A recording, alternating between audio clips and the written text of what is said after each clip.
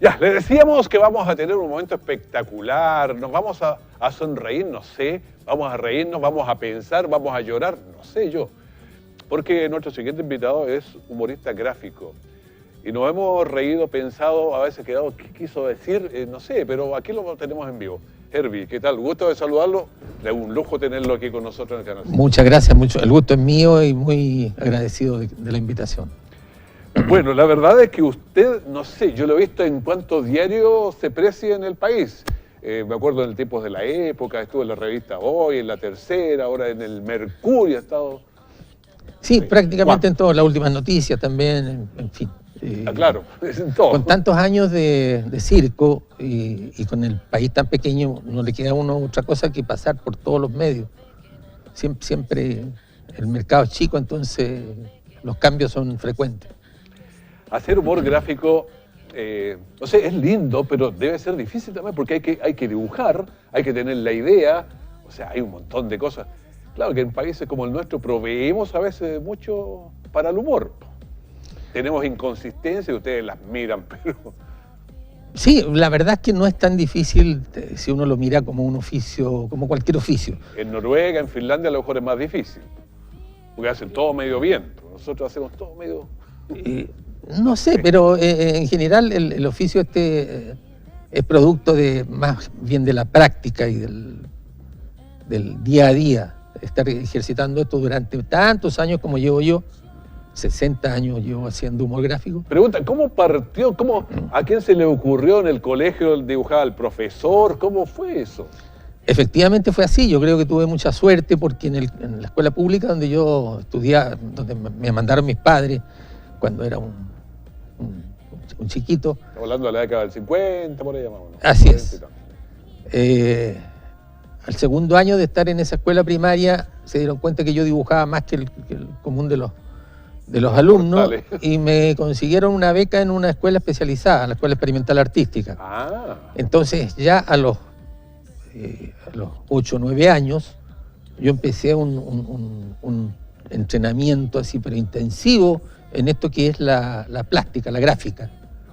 Este colegio se trataba de niños que tenían algunas vocaciones artísticas. La mitad del alumnado se dedicaba a la pintura y el dibujo y la otra mitad a la música. Entonces ahí durante 9 años de training, indudablemente cualquiera sale hábil en el oficio. No, pero hay que tener habilidades ahí. Pero usted miraba, yo no sé, entre los más antiguos estaría Pepo, estaría Lucas, no sé... ¿Quién es el de Quino? ¿El de la Mafalda, no? Sí, sí. O sea, porque uno va mirando, o sea, los chicos miran a Messi, miran a otros. Claro, o sea... ¿A quién miraba usted? ¿Profesores? De muy chico me gustaban mucho las historietas. Mi primer ídolo era el Pato Donald, desde luego. Pero Condorito, todo eso. Claro, Condorito. Dio la casualidad de que mi colegio estaba en el centro de Santiago, en la calle Huérfano, al llegar a San Martín. Entonces estaba muy cerca de todo, estaba a 2 cuadras del diario El Mercurio, estaba a otras pocas cuadras de la editorial Zigzag que está en Plaza Italia, digamos.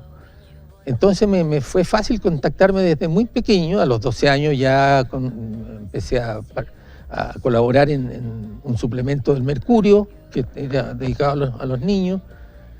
Y en esa misma época fui a la oficina de Pepo y me contacté con todos los dibujantes más grandes de aquella... Pepo, el de Condorito. Obvio, claro. Y al poquito tiempo... Estamos hablando de Pepo, de Condorito, que fue una institución. Claro, y al poquito tiempo, digamos, un año después de aquello, o sea, cuando tenía 13 años, ya conocía a Pepo y a los dibujantes de esa oficina y Pepo me ofreció que lo ayudara porque le pidieron más de un Condorito a la semana para hacer sus álbumes. Entonces empecé a ayudarlo a dibujar Condorito, a pasar tinta, digamos, él hacía el dibujo a lápiz y yo pasaba tinta. Y ahí estuve trabajando, no sé, varios años, colaborando con Condorito y con todas las cosas que hacía Pepo simultáneamente. Y en esa edad muy juvenil uno es muy receptivo, además con un tipo como Pepo, digamos. Claro, en ese tiempo empezó a hacer la revista Pingüino, entonces yo empecé a colaborar en la revista Pingüino.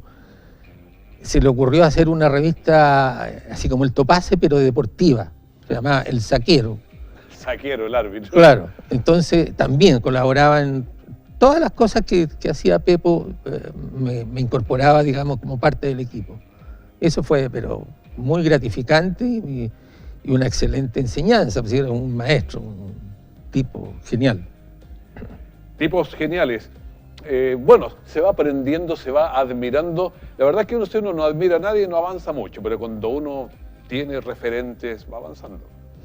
Así es, bueno, como le decía, después del Pato Donald vinieron todos los dibujantes que yo admiré hasta el día de hoy.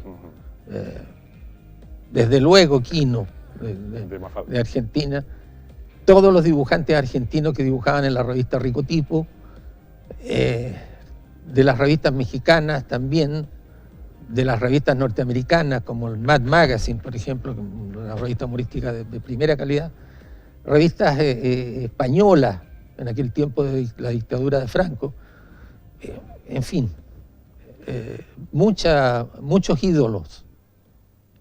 Claro, pero ahora en esto del humor gráfico, yo veo dos cosas. Una es la habilidad para hacer el dibujo, todo, que es una vertiente, pero la otra, y que yo creo que puede ser más difícil, hay que tener la idea y a veces media mordaz para criticar una cosa. Yo recuerdo de alguien que alguna vez lo leí, que el león de Tarapacá, digamos, que en el Congreso, en alguna parte le dieron como tarro, y al otro día el humor gráfico decía, apareció un león botado y alguien pegándole ahí, no es tan bravo el león como lo pintan, digamos. Entonces, pero hay que tener, o sea, uno estar en la contingencia, leer, pensar, o sea, hay una cosa, pero en la cabeza tremenda ahí. Claro, yo pienso que este oficio, digamos, el de humorista gráfico, es una forma de periodismo. Entonces, como periodismo, es una forma de opinar. Lo que hace uno es una columna de opinión, pero dibujada. Entonces tiene las mismas características, es observación de la realidad política o la realidad en general de la sociedad y dar una visión distinta, digamos, de esa realidad. Pero hay un problema en periodismo. Yo tenía un profesor de periodismo que decía, si nadie se enoja con lo que usted dice, no es periodismo, porque el periodismo siempre a alguien no le va a gustar que salga eso. Acá en el humor gráfico va a tener, y ahora peor todavía, cada uno dibuja algo, a alguien no le va a gustar, pues, y le van a querer... es que esa es una de las esencias del humor. El humor, ¿qué significa? Reírse de algo. O sea, de algo o de alguien. De alguien, claro, siempre va a tocar. Claro, entonces casi siempre hay entre comillas, una víctima del humor. A la víctima, desde luego que no le gusta ese humor, pero a los victimarios sí que les gusta porque se ríen de la ridiculez de la situación o del personaje, ¿no? Generalmente personajes que tienen alguna cuota de poder, que la ejercen. Más cuota tiene, más claro, y al revés, mientras más poder, más ridículo es la situación de ese personaje, terminan siendo como unos dioses que dictaminan qué es lo que es bueno o qué es lo que es malo. Entonces, esas son materiales del humor que son maravillosos.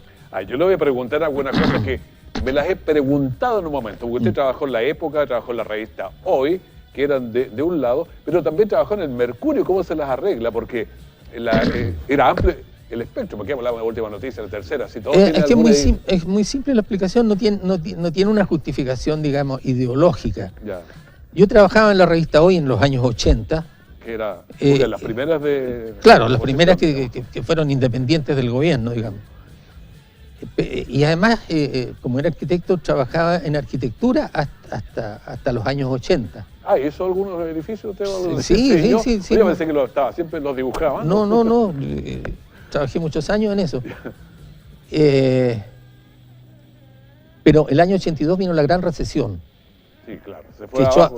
Claro, yo tenía empresas constructoras de proyectos de arquitectura y se vino todo abajo y no me quedó otra alternativa que buscar trabajo. Afortunadamente no quedé con grandes deudas, pero tenía que buscar trabajo porque tenía una familia grande. Y tenía amigos que había conservado de mucho tiempo antes, porque como diseñador gráfico había trabajado antes en el Mercurio. Ya. Empecé a trabajar en el Mercurio el año 82 Pero simultáneamente ya estaba trabajando en la revista Hoy. Pero como diseñador gráfico en el Mercurio no tenía ningún problema. No, claro, era una cuestión más bien técnica. Claro. Y era muy curioso porque me miraban así Me miraban el de la revista claro, Hoy. y entre otras cosas, el jefe de la sección de economía del Mercurio era Joaquín Lavín. Y discutía conmigo porque él leía lo que yo hacía en la revista Hoy y me decía, estuvo gracioso esto, okay. Pero a lo mejor tuvo un poquito muy fuerte. Se te pasó. Pero yo creo que siempre Sí. en el humor es eso, hacer una caricatura de las cosas, levantar la malla.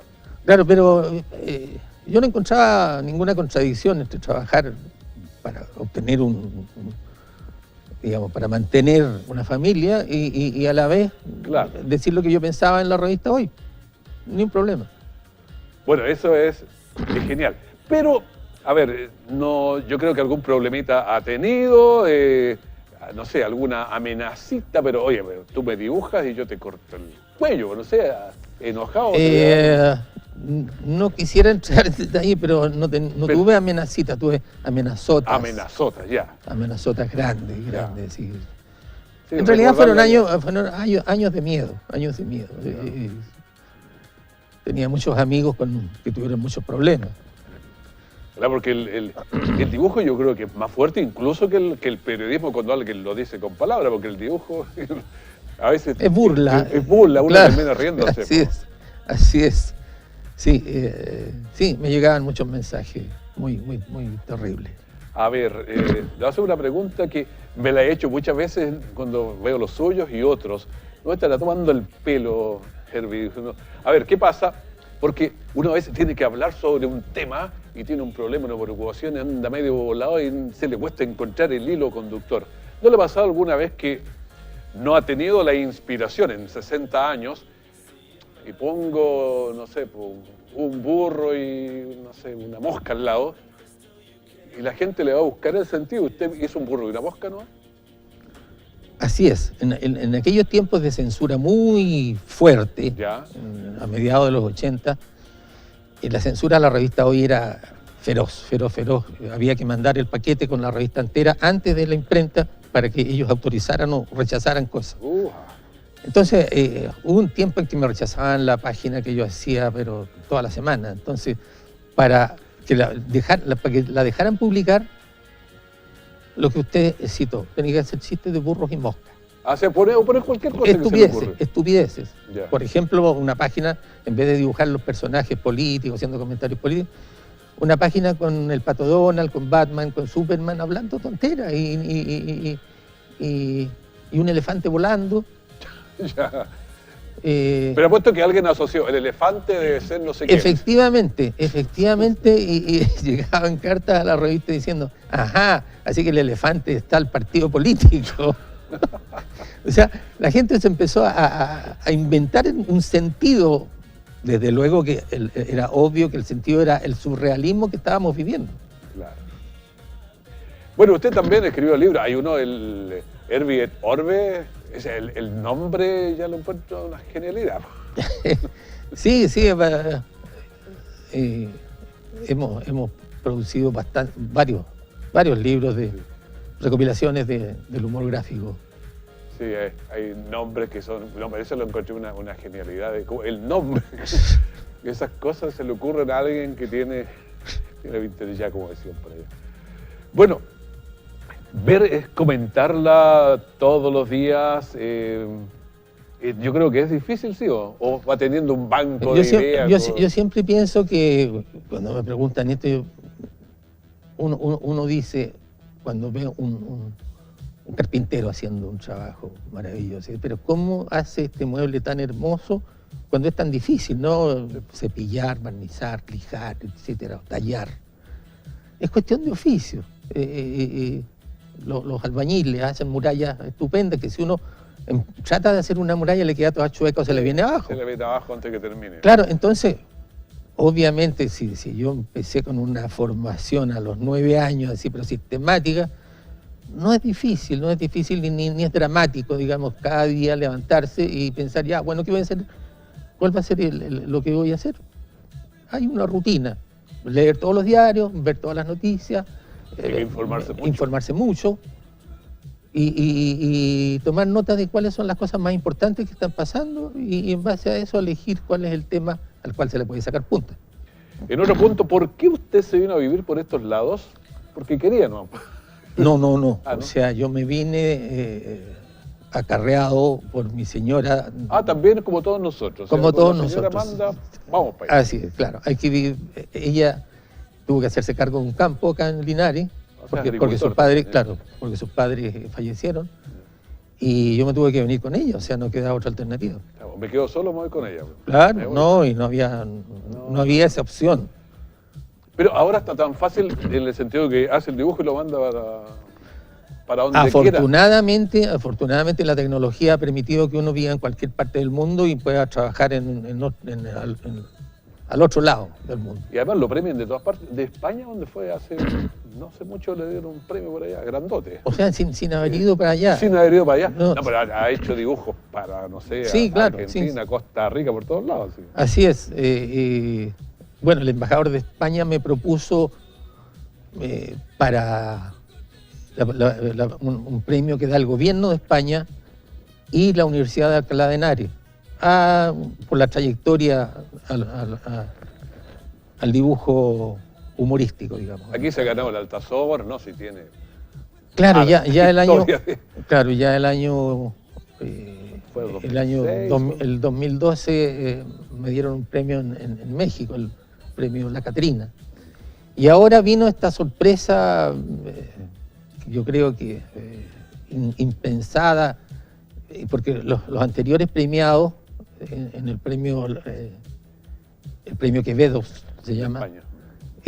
Los anteriores premiados son de un nivel muy alto. Este también, pues. Está Aquino, está Ciraldo de Brasil, están No, yo diría Entonces- que todos son de estándar alto, por eso se lo dieron, pues si no, no. no sé. No, o sea, yo- es que uno los mira en la cantidad de cosas que tiene a través de tantos años, uno de chico y ahí está Herbie. Claro, uno se cría mirando y viendo, pensando, porque algunos son bastante más evidentes de repente.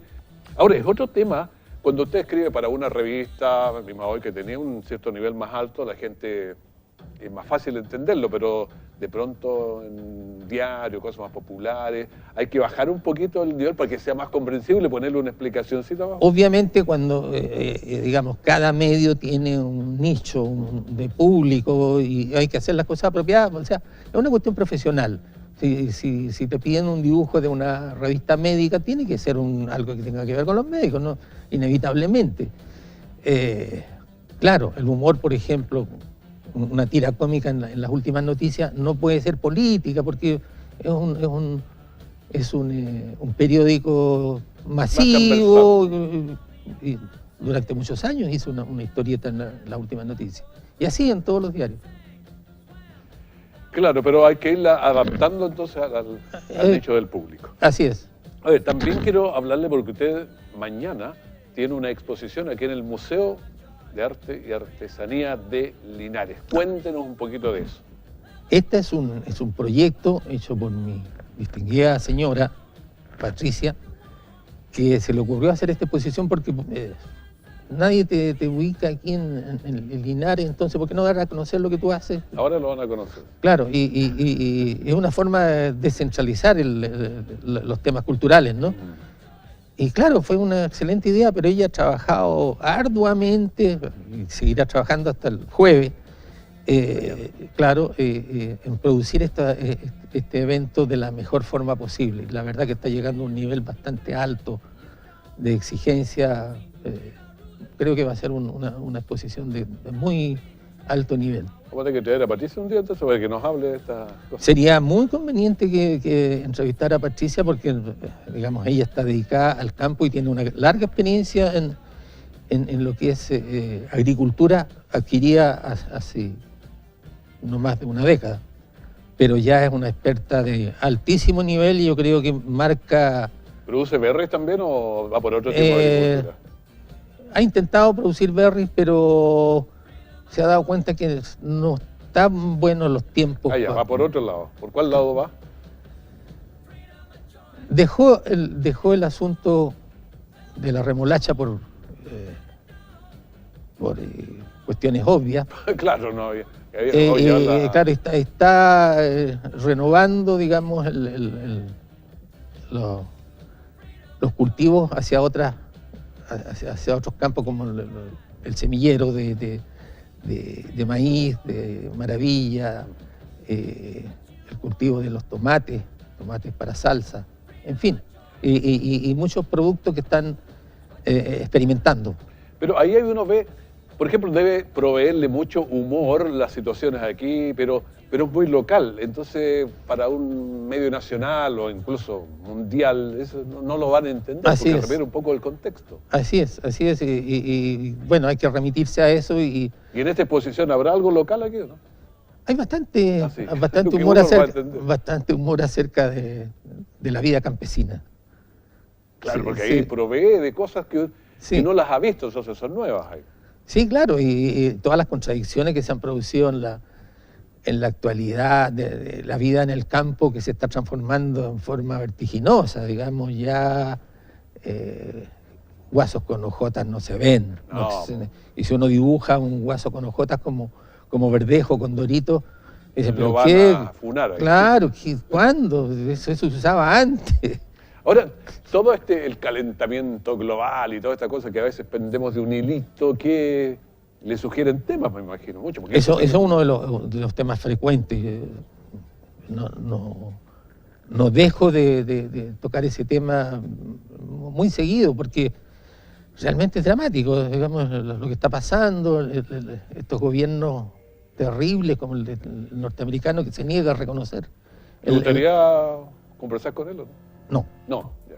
No, porque ¿Dibujarlo, no? Tampoco. No, sí, yo lo dibujo a menudo, Sí, a menudo. frecuente. No, pero ese señor no entiende nada, no entiende a sus propios asesores, no entiende a sus asesores de inteligencia, a sus asesores de ambiente, no, dice que es mentira, que no hay calentamiento No global. existe, ¿no? No, es un bruto. Un día lo vi cuando había como 20 grados bajo cero en el norte. Bueno, llegan rápido el calentamiento global. Claro, cuando no existe el calentamiento, hace mucho frío. Sí. No, o sea, él es un chiste en sí. Es un chiste. O sea, dibujarlo y ya está listo. Claro, así es. Y ha sido realmente lindo conversar con Erwin, una persona que uno lo ha visto durante tantos años, uno es chico y ve los dibujos, entonces, primera vez que tengo la oportunidad de verlo conversar aquí, es realmente bonito. Para mí también ha sido muy grato y qué gusto de estar aquí, digamos, en el ambiente, en el hábitat en el cual uno está viviendo desde hace un tiempo, que lo conozcan.